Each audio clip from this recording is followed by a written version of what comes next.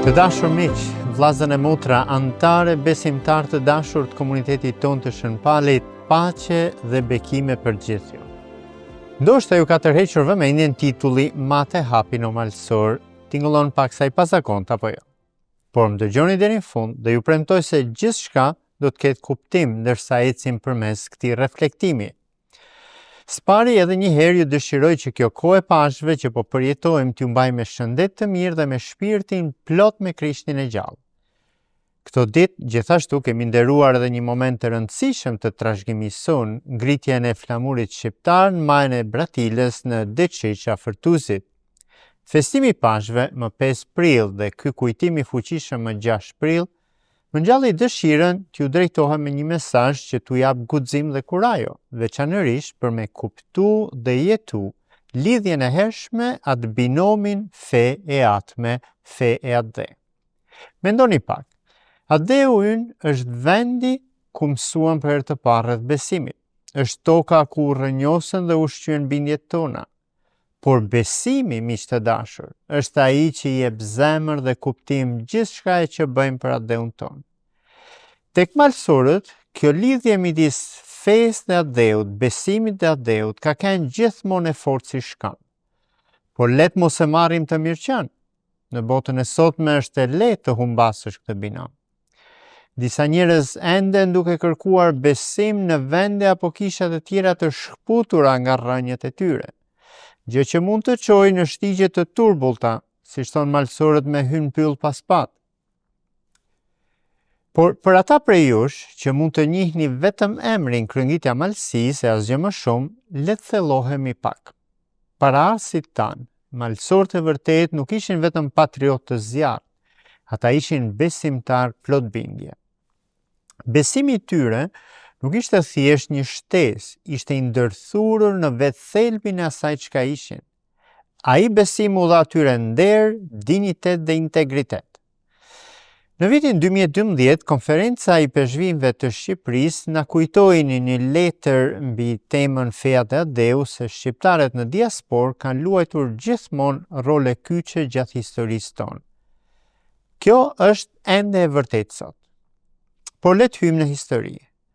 Kur malsorët i rezistuan shtypjes otomane apo shtypjes osmane duke luftuar për liri dhe duke ngritur flamurin shqiptar, Shqiponjën tonë me 2 krena, ata nuk ishin vetëm.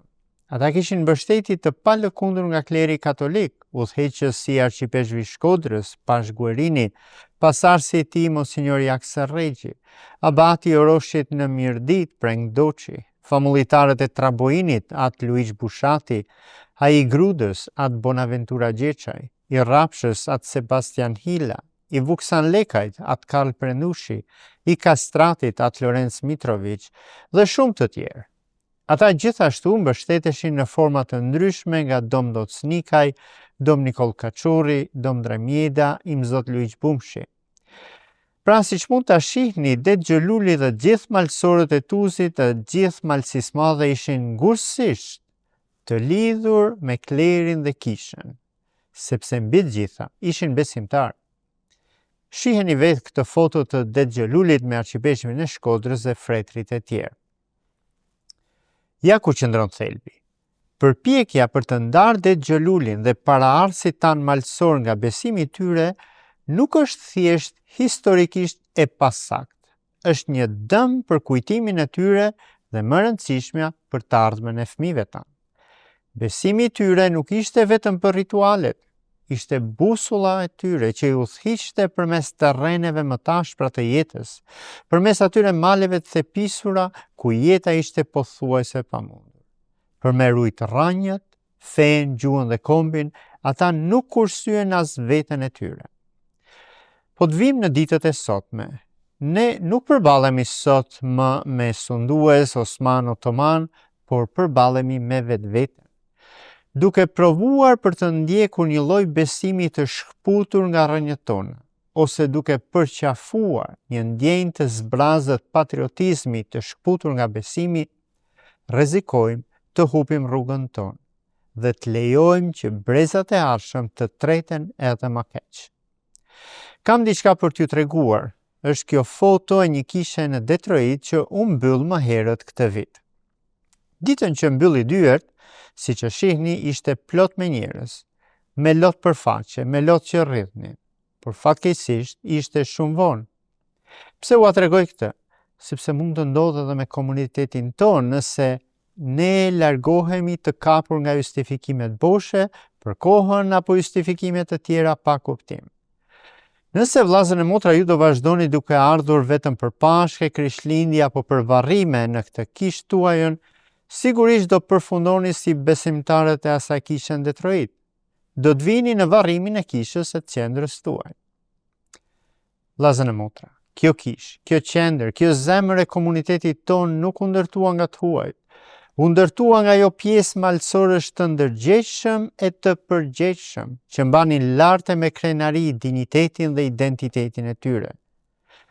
Sigurisht, ju mund ta mbyllni që sot këtë qendër tuajën, por humbja e vërtet nuk do t'ishte as për Prishtinë dhe as për ne. Do t'ishte për fëmijët tuaj. Në një vend si Amerika ku është e lehtë të humbasësh rrënjët e tuaj të tretesh, kjo kishë Shënpalit dhe po ashtu edhe kisha Zojës Pajtore shërben jo vetëm si një kujtesë e gjallë, por edhe na frymëzon se kush jemi. Na bashkon e na mëson të fluturojmë lart ndër tallazet e jetës si shqiponja me zogjt e vet. Kështu që lutja ime dhe mesazhi im I sinqert është: përcilleni besimin, ruani traditat, mësoni gjuhën. Çdo gur e tull në këtë kishë, çdo shenjë, gjithçka tregon një histori sakrifice besimi të palëkundur për paraardhësve të familjeve tuaja, të malësorëve besimtarë e bujar. Prandaj mos lejo krenarin e marrin të ta mbys urtin dhe drejtsin. I peshvin tanë shqiptar na kanë nxitur e ju nxisin me këto fjalë: mos u mbyllni në interesat personale. Jini qytetare besimtar aktiv dhe përgjegjës për të mirën e komunitetit, për të mirën e atë dheut. Le të jetojmë ato fjalë. Në përfundim, me gjithat ngrohtësinë e zemrës, si me ju them këtë, mos u bëni armiqtë e vetvetes, mos u bëni e keqja e vetit. Le të punojmë së bashku për të mirën tonë, të fëmijëve të rinjve tanë, për komunitetin tonë.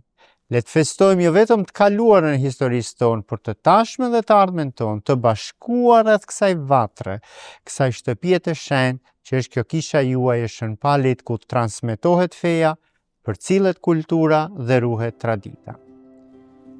Me gjithë zemër lutem për ju të gjithë, për familjet tuaja, për komunitetin tonë të dashur.